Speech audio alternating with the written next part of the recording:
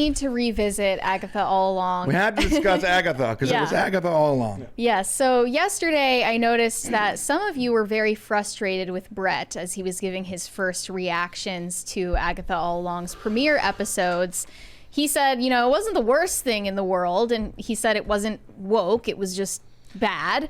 And there were woke elements, but some of you vehemently disagreed. I don't know how many of those people actually watched the first 2 episodes, and I still haven't. But you mentioned there was a scene where Agatha is butt naked in the show, and I hadn't seen it until Nerdrotic posted the clip. Blurred out, thankfully. I didn't have to see the uncensored not watch the whole thing. ass. Let's just watch the part at the beginning here. Yes, let's just he watch says, this because I don't want to. Interesting creative choice for good old Disney. A teenage girl checking out a middle-aged naked woman in a Marvel show. Yeah. I don't want to show all of it. Before we play it, we have a 20 from Jose Quintana. Early 80s in NYC would go to video arcade named Fascination during lunchtime and play Galaga, Pac-Man, and Asteroids. A quarter a game. The 80s. Long live PCC. Yeah, I remember stacking the quarters next to the people knew you were next. Yeah, that was your quarter. All right, here we go. Checking up on you. Oh my God. So there's the little girl. She really wants to librarian. Okay, we're gonna get copyrighted if we play anymore. So you get the point. She walks away with her ass out. What you don't see before that is she comes out of the house into Westview and she's naked and she's talking to him and she's completely unperturbed by the fact that she's naked, which is weird because Catherine Hahn said part of that the reason that they did the scene, which was her idea, was that they wanted to show her vulnerability. I think Catherine Hahn just wanted to be naked. That's completely plausible. She was trying to show off the body she worked on for the show. Yeah, she's like, look, I've been doing a lot of work. I've been hitting the gym. Yeah. Isn't it fair? She doesn't look bad for an older woman. She's what, in her mid or late 40s? It's really funny. She'll always be Lily Lebowski from Crossing Jordan to me. But they're just, they're gaying it up. Yes. That's what they're doing. But the problem people have is that they put a child in front of her and push that idea. Yeah, which, Brian, you said you did not notice this when you watched it the first time. But yeah, I didn't. But here you see the teenage girl is staring at Agatha naked and seems to be checking her out. When her mother comes over to cover her eyes, for those of you listening rather than watching, the teenage girl tries to remove her mother's hand from her eyes so that she can continue looking at Agatha naked, which is really creepy. I mean, it's really creepy that they wrote that into the show. Yeah, I didn't really notice that. Although earlier we were talking, they should have made that like a teenage boy. It would have made more sense. Okay, sure, it would have made more sense, but it's still like, why are you writing this into the show, you weirdos? And then someone said, acting like the kid actually saw her being naked. They obviously filmed it separately. That's not the point, though. Like, the point is they're weirdos for writing it in that way. Yeah. So she says, well, I came up with it. I thought it would be good to see her as stripped down, literally as we possibly could, which spoke to her powerlessness in the present moment. I mean, she doesn't act powerless in that scene. The thing is her character is extremely, what would be a good word for it? Bold.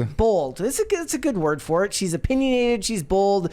She's got sort of hot. She's got a unique personality. Look, I actually like her as that character. So do I. I despised the first 20 minutes of that first episode. I thought it was awful. The stuff where she's in the true crime thing. Yeah. Yeah, but I found it clever during the credits where it was like from the Danish series WandaVision or something like that. I thought that was clever. I was like, look, and as somebody who loves the Danish series The Killing, that makes perfect sense. But the problem is the way the music is done in that scene is like it doesn't hit as satire. So if you don't know what's going on, one of the problems that they have to constantly hurdle is that you have to watch everything to really understand what the hell is going on. Right? If you just sell it as Wanda, the kind of opinionated and showy witch, there's at least a selling point to people who have no idea what's going on, which is how you should sell shows like that. You shouldn't have to sell them on watching 5 other series plus WandaVision plus all the movies. Yeah, aside from the Wanda parts, I mean, at least these first 2 episodes, you really didn't have to watch WandaVision to understand it, but you definitely would appreciate it more. Yes. If you watch. Well, I mean, the stuff where she comes out of the house wouldn't make any sense to you. You're like, why am I seeing these characters again who were just in another scene playing something else? It wouldn't make any sense. Right.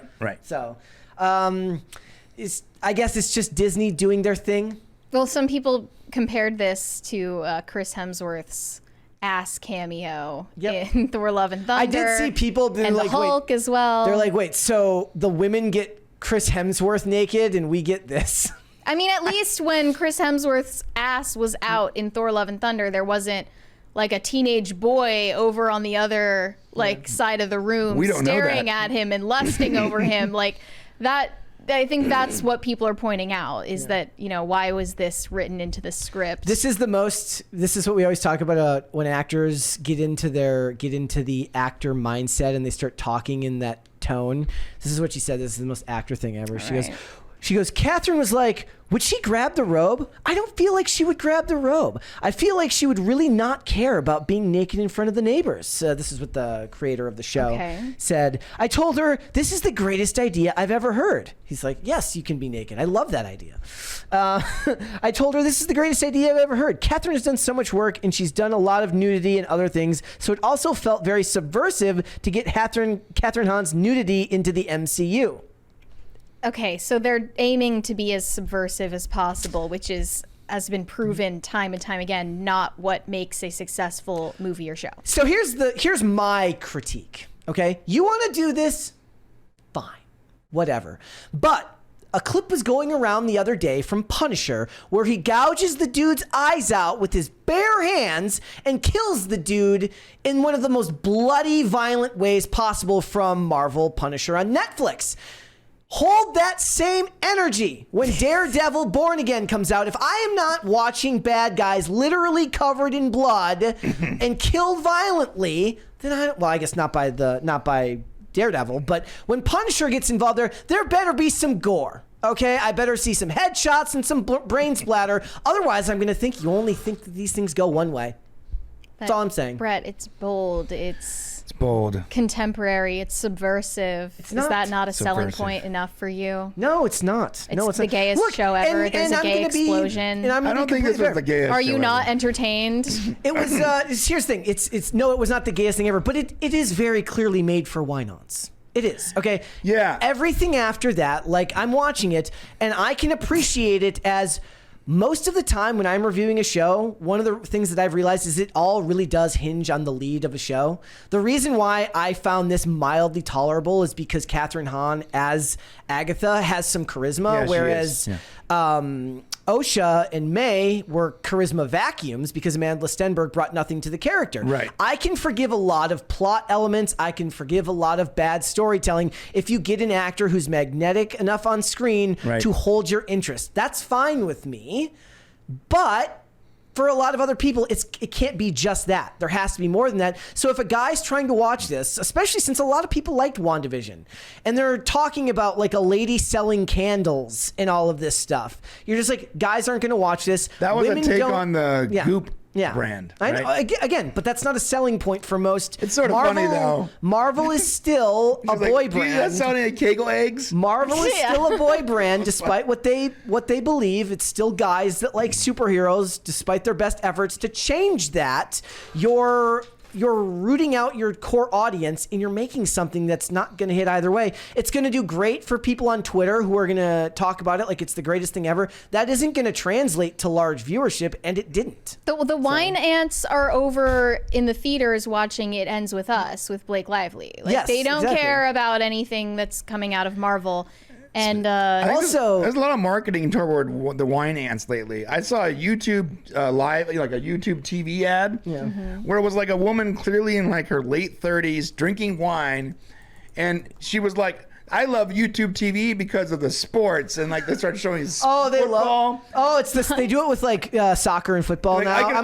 I can watch everything about the game. I'm like, what? She doesn't watch sports. There's no way she's watching sports. She's watching HGTV. They're also watching The Idea of You with Anne Hathaway, and they're watching the Nicole Kidman Zac Efron movie. I did see that they were saying they're like, oh, the town hasn't forgiven Wanda yet. I'm like, well, yeah, she held them all hostage and basically I'm tortured never them. forgiving you for No, that. I'm nobody sorry. should be forgiving Like, for that. how would a new viewer who hasn't seen the other projects know that or have that context? They Is it wouldn't. explained It's in not any way? They wouldn't. That's what's so infuriating. Like, you're trying to bring in a new audience to something that openly defies having a new audience. But that part was brief. Like all that stuff is brief. I believe that you can watch this without watching WandaVision and be fine. well, I mean, it really depends on how much plot and story making sense to you matters. I think we're beyond the WandaVision stuff now. Yes. Now that they're on the Witch's Road, like we're beyond that. it's just, it's always people who have seen all the Marvel projects that say you wouldn't need to watch those projects to I mean, I understand think- it. And then Right, that's I true. come in and watch them and I'm like, I don't know what the F is going on. What's this So, character? Also, it should not be forgiven for its unbelievably flat and boring cinematography. It's so dull. boring looking. Like, give this thing some color. there would ain't you? no purple. Yeah, they sort of carried over that the true crime Yeah, cinematography. I mean, throughout that the it should entire have. episode. If anything, what should have happened is that should have been drab and gray, and then it should have been a vast explosion Immediately of cut, color yeah. as soon as they went 100%. into the red. Whoever did the regular color world. grading for the first episode, they just they didn't change the color grading Yeah, the entire time. It's annoying. Yeah. It's annoying. Thanks for watching. Listen to full episodes of Pop Culture Crisis on Spotify. Keep up with us on social media and make sure you subscribe and ring that bell so you never miss the show. Bye, guys.